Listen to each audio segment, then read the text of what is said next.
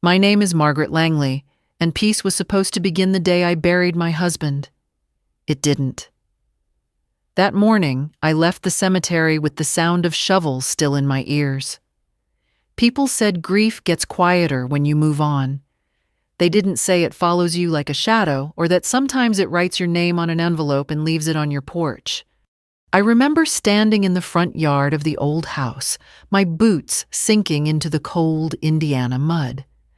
The sky was the color of wet cement, and the maple tree in the front yard, the one Robert planted when we married, had lost every leaf.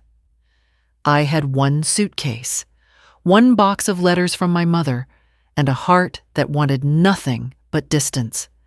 55 years in Bloomington had turned into a maze of memories I couldn't walk through anymore. Every room in that house carried Robert's voice, his chair, his smell, his stubbornness. I wanted peace. So I locked the door, slid the key under the welcome mat for the realtor, and told myself that whatever pain remained could stay inside those walls. That's when I saw it. A white envelope, dirt-stained. My name written in shaky handwriting I didn't recognize. I didn't open it. I slipped it into the mailbox thinking it was another sympathy card one I wasn't ready to read. I just wanted to drive. The highway east was empty that day. I kept my eyes on the faded white lines and tried not to think about how far I'd have to go before my heart caught up. I stopped once in Columbus for coffee. The waitress called me Han and asked if I was traveling home or away. I told her, a little of both. By the time I reached the Pennsylvania border, the sun was low, bleeding gold across the horizon. I pulled into the gravel driveway of a small cottage I'd rented, sight unseen. Harmony Ridge, the listing had said.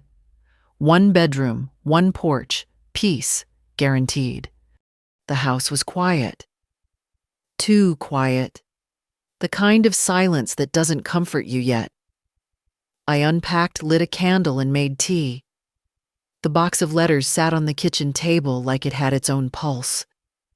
They were my mother's, all addressed to people I never met, all sealed.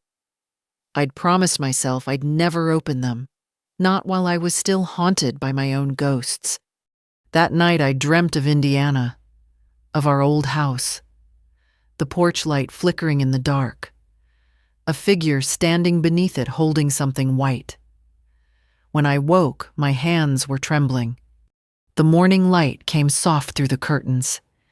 The air smelled of pine and chimney smoke. For a moment, I let myself believe I'd outrun it. The grief, the guilt, the house. I made coffee, buttered toast, and stepped to the window to watch the mist roll through the trees. Then I saw it. A white envelope on the windowsill. Same shaky handwriting, same dirt smudge on the edge. Inside, 7 words written in black ink. You can't bury what isn't dead. I read the sentence over and over until the letters blurred. Then I folded it shut and left it on the counter like it might stop existing if I ignored it. But it didn't. It stayed there, quiet and accusing. Later, I walked into town, a slow, old-fashioned place with a bakery, a post office, and a single traffic light that blinked yellow even when no one was there. The grocery clerk smiled when I introduced myself. "You'll like it here," she said. "It's a good town for starting over." Starting over. The phrase felt foreign, like something that belonged to younger people. But that night, sitting on my new porch, with the mountain air brushing against my face, I wanted to believe it was true, until I glanced at the window again. Something pale caught the light. Another envelope slipped under the door while I'd been outside. My name, the same uneven script. My pulse raced as I opened it. Inside, just one sentence: read what she never sent. I looked over at the kitchen table. The box of my mother's letters waited under the soft glow of the lamp. I reached for it, my hands shaking. Maybe peace wasn't something you found somewhere new. Maybe it was something you had to face no matter how much it hurt. I didn't open the letters that morning. I made coffee, swept the porch, and tried to pretend the note hadn't been real. But pretending is like painting over rot. It looks fine until the smell catches up. By noon, I sat at the kitchen table staring at that old box again. My mother's handwriting danced across the envelopes, elegant and certain, as if she'd known someday I would need to see them. I ran a finger over the ribbon binding them together, the knot soft from time. I wanted to believe the past could stay sealed, but Harmony Ridge was too quiet for lies. The phone rang. It was Ruthie, the young clerk from the grocery store. "Miss Langley, the library's short a volunteer today. Can you fill in?" Of course, I said, grateful for something ordinary. The library was small, the kind with shelves that leaned and windows that smelled faintly of lemon oil. I shelved books, dusted tables, and smiled at the few regulars who stopped in. For the first time in days, I almost felt normal until I checked the outgoing mail basket. On top sat an envelope. My name. The same trembling script. It wasn't possible. I hadn't told anyone where I worked, and no one here even knew my address. I opened it right there, hands trembling. Inside was a single photo. My old house in Bloomington. The porch light was glowing. The electricity had been shut off before I left. On the back, scrawled in blue ink, "You left too soon." The room tilted. I had to grip the desk to keep my balance. Ruthie noticed. "You okay, Miss Langley?" "Just low blood sugar." I lied. I slid the picture into my purse and left early, my heart pounding against my ribs the whole drive home. Back at the cottage, the silence felt heavier. I locked the door, drew the curtains, and poured myself a glass of water. I didn't drink. The porch creaked in the wind, the same slow rhythm as the one Robert built years ago. I could almost hear his voice calling from inside, "Don't open it if you're not ready." But ready or not, I couldn't ignore the pattern.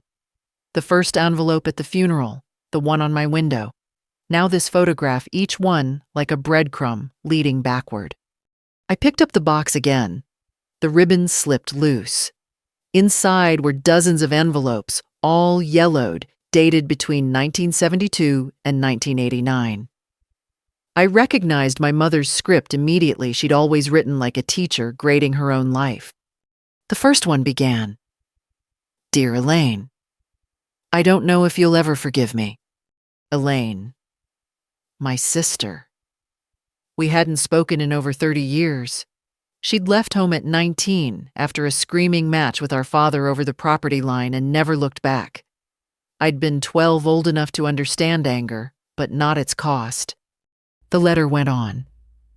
"You were wrong to take it, but your father was wrong to shut you out. The land was meant to bring peace, not divide it." I set it down, hands trembling. Land. That had always been our family's curse.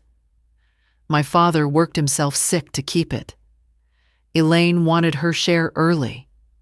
My mother tried to make peace and failed. I kept reading.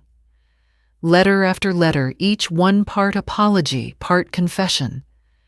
My mother begged Elaine to come home to fix what was broken. One line repeated itself so many times it felt like a chant. "The second land paper still haunts your father." Second land paper. I read until my eyes blurred, until the words felt burned into my skin. When I finally looked up, the light had gone gray. Outside, the fog rolled in thick, hugging the porch rails like smoke. I found another letter addressed to me this time. "Margaret will grow up believing the house is all there was. But one day she'll need to know the truth about the workshop." The workshop, the little shed behind our house. My father's peace place, he'd called it. None of us were ever allowed inside. Robert had refused to open it even after Dad died. My pulse quickened. Every memory clicked together, the letters, the photographs, the warnings. I wasn't running from ghosts. They were following instructions I hadn't read yet. I picked up the photograph from my purse again. The porch light in it glowed warm against the dark. I turned it over, tracing the words, "You left too soon." Maybe that wasn't a threat. Maybe it was a summons. The next morning, I told Ruthie I'd be leaving town for a while. "Going home?" she asked. "Yes," I said quietly, "in a way." I packed the letters, the photograph, and the smallest suitcase I owned. Before locking the door, I turned back to the table where the box had sat. On the wood, faint but clear, was the outline of an envelope's dust, like one last reminder I couldn't escape. Harmony Ridge had been kind, but peace built on avoidance isn't peace at all. I understood that now. When I got into my car, the sunrise bled gold over the hills, the same color as the porch light in the photograph. I didn't know what waited in Indiana, but I knew I couldn't rest until I faced it. The road stretched before me quiet and endless, as if it had been waiting too. The drive to Indiana was longer this time, heavier somehow. The miles didn't pass the way they used to. They pressed down instead like old guilt-riding shotgun. The wind had that sharp Midwestern bite, the one that smells faintly of wet soil and diesel. Every small town I passed looked like a memory half-remembered, one diner, one church, one gas station, trying to stay alive. I kept thinking about the phrase from my mother's letters, the second land paper. I could almost hear her voice saying it in the kitchen, that soft, calm way she used to explain things before the storm came. When I was young, I never understood why she kept writing letters she didn't send. Now I knew. Some truths were too heavy to say out loud. When I finally reached the edge of Bloomington, I almost turned back.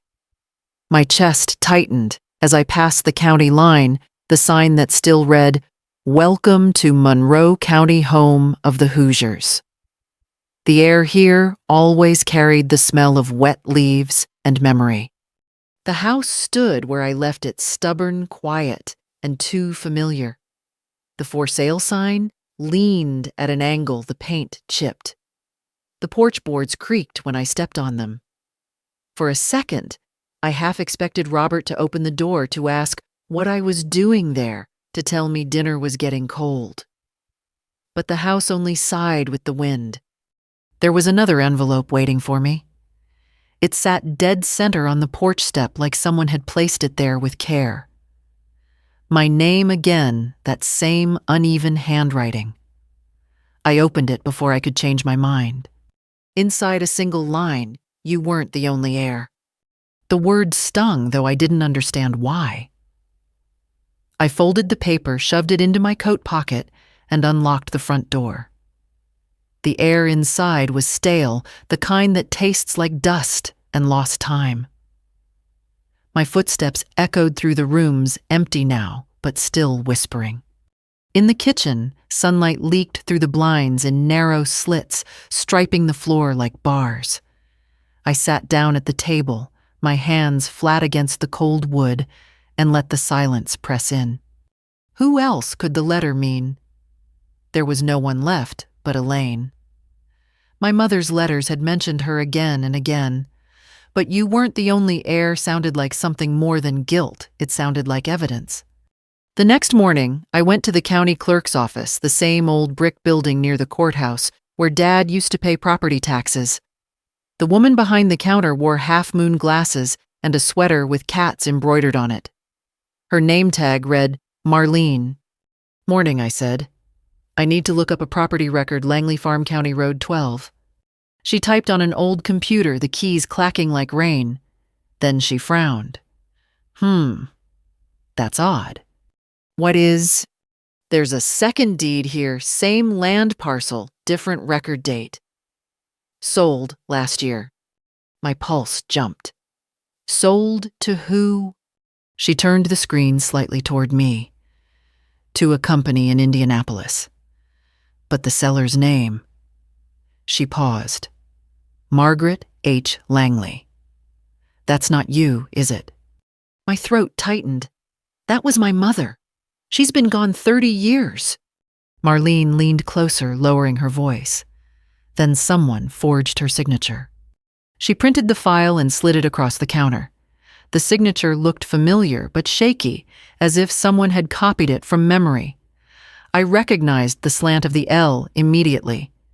Could someone have had access to her old paperwork, I asked? Maybe a family member. Maybe someone cleaning up the estate. Hard to say. But it happens more than you'd think, Marlene said. If you want to dispute it, you can file a claim at the recorder's office. I nodded, tucking the papers into my bag.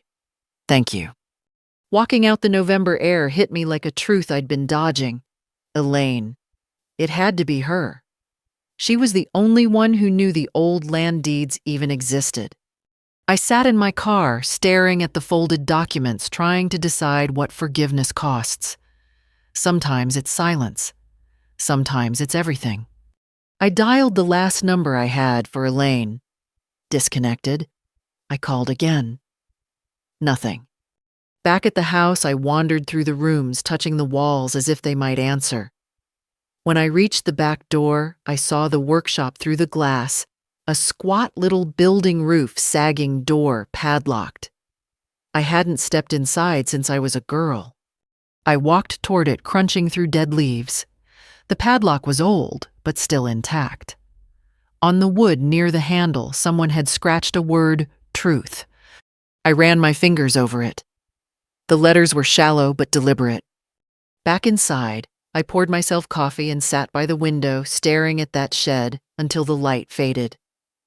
The box of letters lay open on the counter. I took one out, unfolded it slowly, and saw a line I hadn't noticed before. If she ever goes back, tell her the key is where faith meets guilt. Faith meets guilt. I knew exactly what that meant. My father's old Bible was still in the suitcase I'd packed the day I left. I pulled it out, flipped through the thin pages, and something small fell onto the floor, a brass key. The workshop key. The next morning before sunrise, I slipped it into my pocket and stepped outside. The frost glistened on the grass. The air was sharp, quiet, waiting. It was time to open what had stayed locked for half a lifetime. The frost glistened as I crossed the yard, each step crunching like breaking glass. The brass key in my pocket felt heavier than metal. It carried everything unsaid between my parents, my sister, and me. I stopped in front of the workshop. The padlock hung dull and rusted, the hinges stiff with age. I slipped the key in. It turned with a reluctant click. The door creaked open, releasing the smell of sawdust oil and time. Dust floated in the light, slanting through a cracked window, swirling like ghosts made visible. Every surface held my father's touch, the pegboard of tools. The mason jars labeled in his steady hand, the old radio that had died the week he did. I stepped inside, afraid and certain all at once. The past didn't echo, it breathed. On the workbench sat a small wooden box carved with my initials. My throat tightened. I brushed off the dust and lifted the lid. Inside lay a single envelope sealed with red wax and a faded photograph, my mother, my father Elaine, and me. We were smiling sun in our eyes, the porch behind us new and proud. I broke the seal. To my daughter Margaret, the letter began in my father's careful cursive. If you are reading this, it means I did not find the courage to make peace in my lifetime. There were 2 deeds, not one. I left the second to your sister because I hoped it would mend what my pride broke.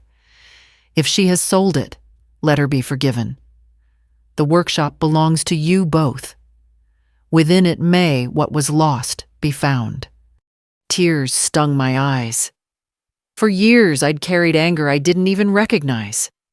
All this time I'd blamed Elaine for everything that fractured our family. But the truth was written in my father's own hand. He'd planted the division as surely as he'd built this place.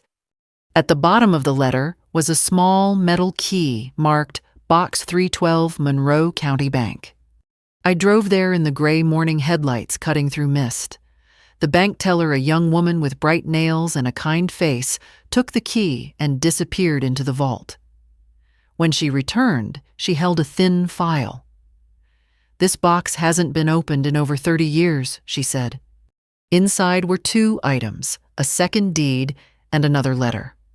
The document listed the property under the Langley Family Trust, not sold, not stolen, legally preserved. My father must have done it in secret. Elaine hadn't taken the land. She'd tried to save it. The second letter was brief. When you find this, bring her home. The truth belongs to both of you." I drove straight to Indianapolis. The address I'd found in my mother's papers led to a nursing home Maple Grove Rest Center, a squat brick building that smelled faintly of bleach and wilted flowers. At the front desk, a nurse looked up. "Can I help you?" "I'm looking for Elaine Harper."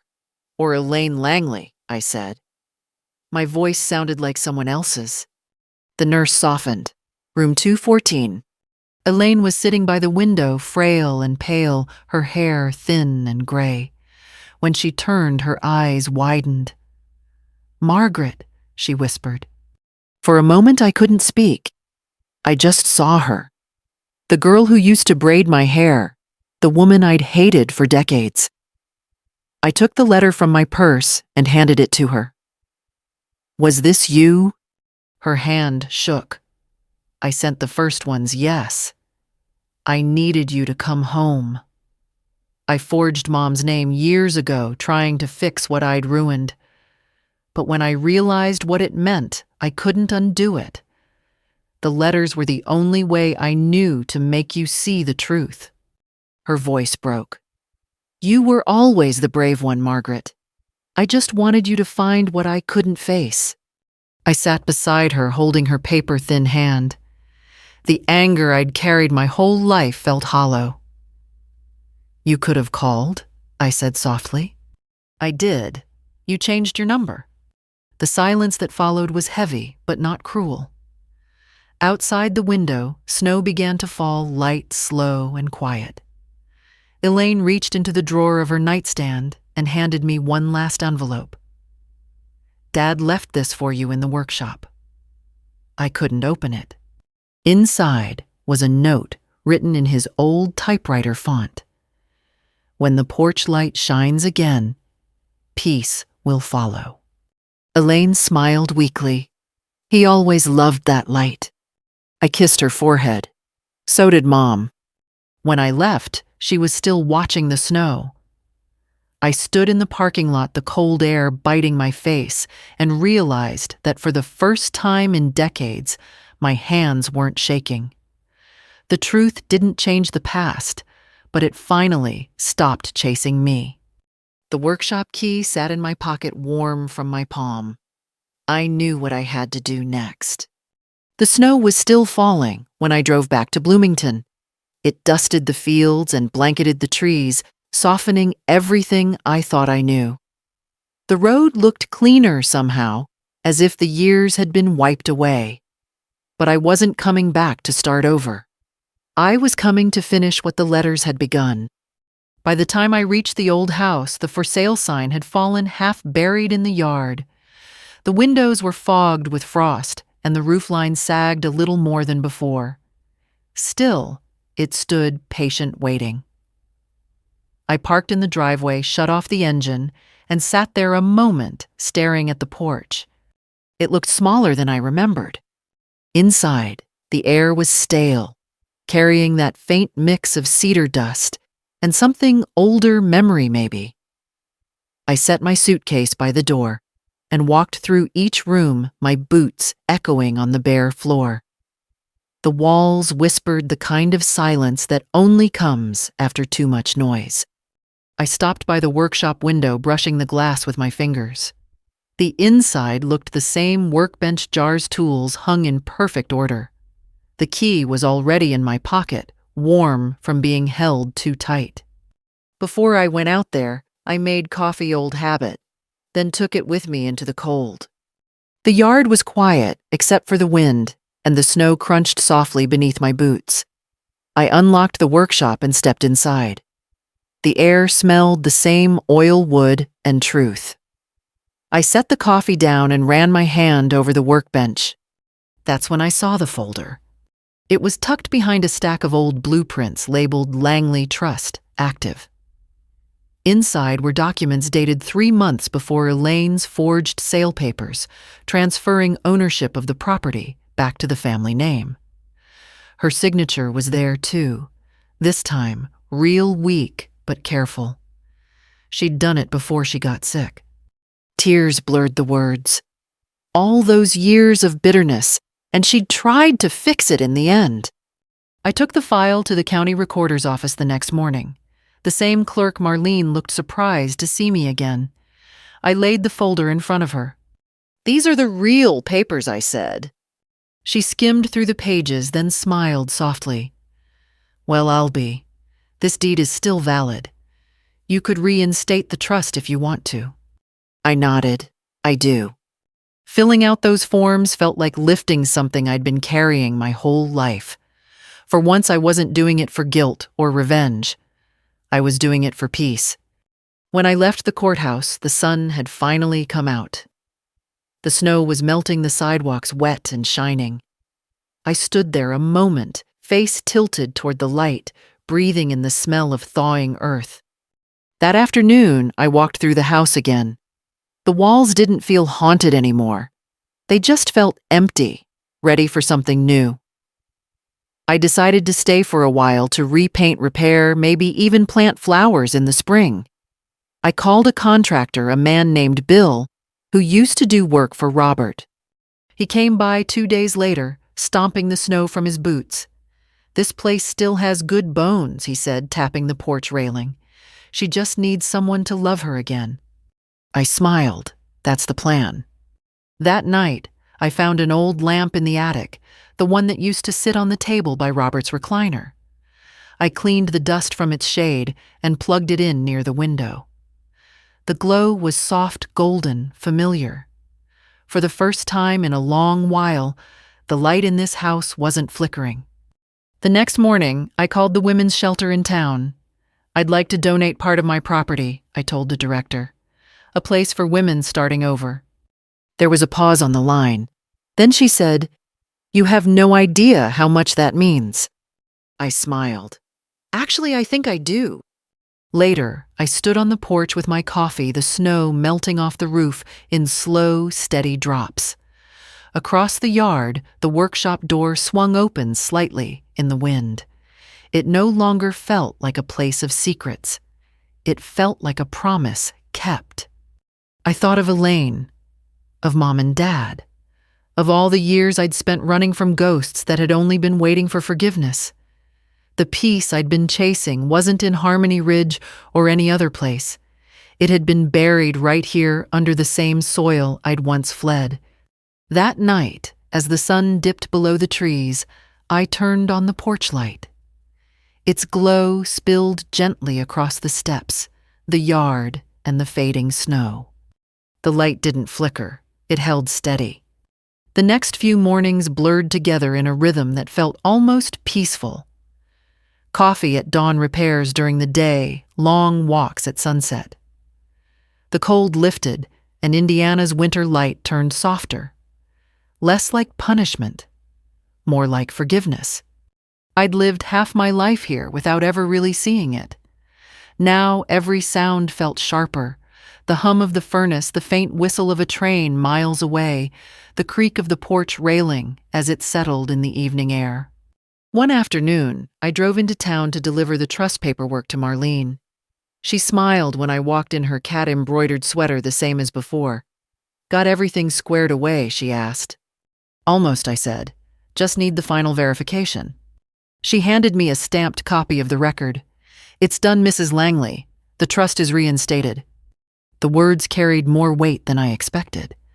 For years, that land had divided everyone I loved. Now it was whole again.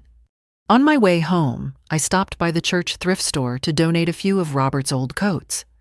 The volunteer sorting clothes, an older man with kind eyes, smiled and said, "You're back in town, huh?" Folks said you moved off to Pennsylvania. Just for a while, I said. Turns out you can't outrun your roots. He chuckled softly. Ain't that the truth? When I got home, the sky was blushing orange, the kind of sunset you only get in the Midwest, low, wide, unashamed. I turned on the porch light out of habit, and for a moment it flickered again, like it had that first night in Harmony Ridge. But then it steadied. Inside the house smelled faintly of lemon cleaner and the candles I'd found in Mom's old cabinet. I took the photograph of my family, the same one from the workshop, and placed it on the mantel. For the first time, it didn't hurt to look at. That night, I sat at Dad's old desk sorting through the last of the papers. Among them was a letter addressed to the Langley daughters. The handwriting was my mother's round, careful, written in blue ink. My girls, it began. If you ever find this, know that forgiveness is not forgetting. It's remembering without hate. I pressed the paper to my heart. I wrote Elaine another letter that evening, though I didn't know if she'd ever read it. Dear sister, the land is ours again, but that was never the real inheritance. The truth is, I understand now what you were trying to do. I forgive you, not because you asked, but because it's the only way forward. Rest easy. I'll keep the light on for both of us. I mailed it the next morning, just as the first robin of spring landed on the porch railing. Weeks passed quietly. I started volunteering at the women's shelter in town, helping others with paperwork, listening to stories that sounded too familiar. Women starting over, haunted by what they left behind.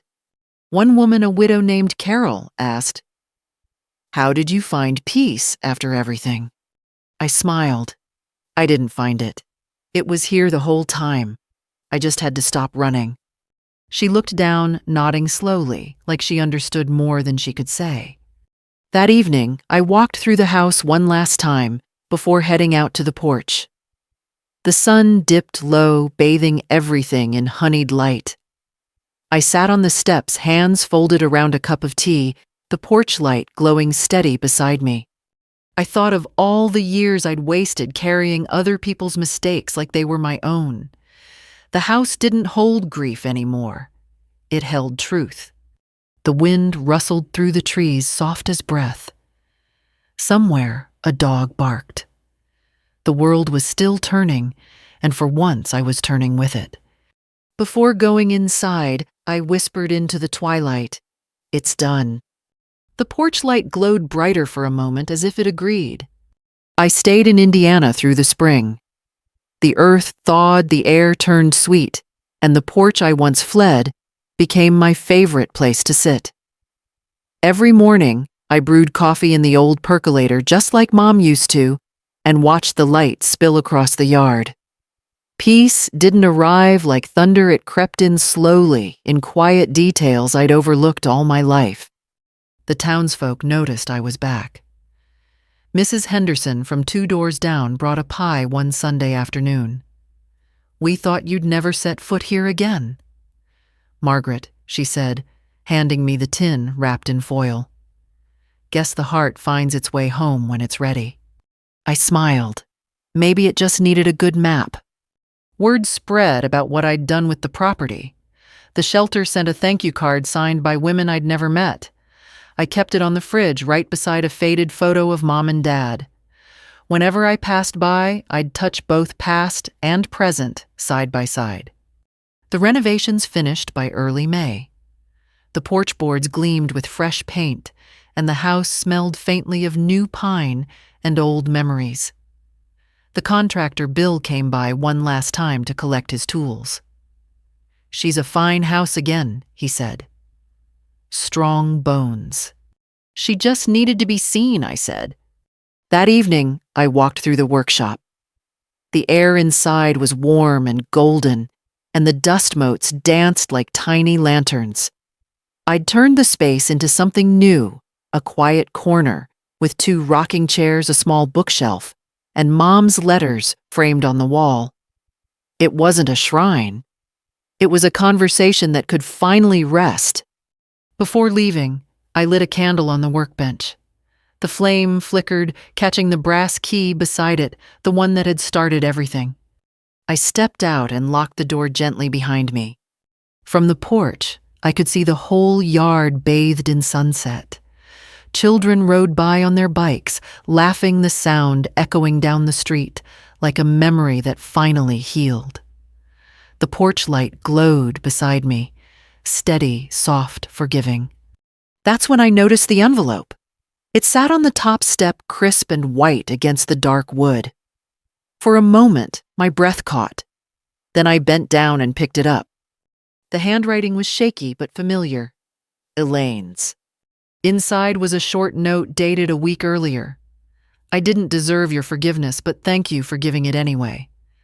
The nurse said the light outside your house used to flicker when we were kids. I hope it shines steady now for both of us. Tears welled in my eyes. I folded the note carefully and slipped it into my pocket. That night, I made a pot of tea and sat beneath the porch light. The air was cool and alive, filled with the smell of lilac and rain. I thought about all the women who'd written to me over the years, the ones who'd shared their own stories of betrayal and resilience. I hoped they'd understand this one too, that forgiveness isn't weakness. It's how you reclaim your life. I took a deep breath and whispered to the night, "We're home now." The light glowed warmer, brighter, as if answering. If you've ever walked away from something you thought would break you, maybe it's time to go back. Not to relive it, but to set it right. The porch light you left behind might still be waiting, steady and patient, ready to guide you home. And if this story touched something in you, share it.